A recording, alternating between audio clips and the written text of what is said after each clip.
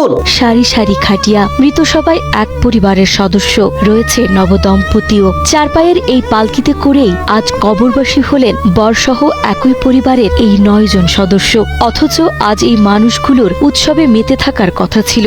নববধূর সাথে হাসি আনন্দ আর খুনসুটিতে নতুন জীবনের পথে পা বাড়ানোর কথা ছিল, কিন্তু নিয়তি সব থামিয়ে দিয়েছে। তারা এই পৃথিবীতে হয়তো এক একজন এক এক দিনে এসেছিল, কিন্তু না ফেরার দেশে চলে গেলেন সবাই একসাথে একই দিনে।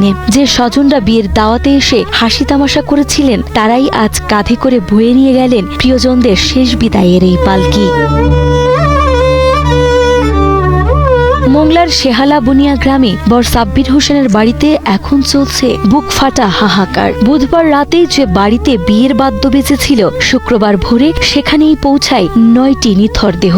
আশপাশের 9টি মসজিদ থেকে খাটিয়া এনে সারিবদ্ধ করে রাখা হয়েছিল বিয়ে বাড়ির উঠানে। বর সাব্বির হোসেন, তার বাবা আব্দুর রাজ্জাক, ভাই আব্দুল্লাহ সানি থেকে শুরু করে ছোট্ট আলিফ ও ইরাম, রঙিন কাপড়ের বদলে আজ সবাই সাদা কাফনে মোড়ানো। এক এক করে সবাইকে গোসল করিয়ে খাটিয়ায় তোলার দৃশ্য দেখে উপস্থিত শত শত মানুষের চোখ ভিজে গেছে।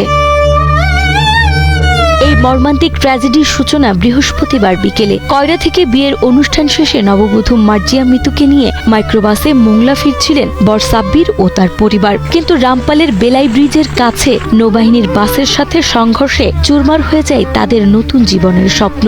দুর্ঘটনায় বর সাব্বির আর কনে মিতু সহ মোট 14 জন প্রাণ হারান। বিয়ের কয়েক ঘন্টার মাথায় রঙিন বাসর ঘরের বদলে তাদের গন্তব্য হল কবরের অন্ধকার ঘর।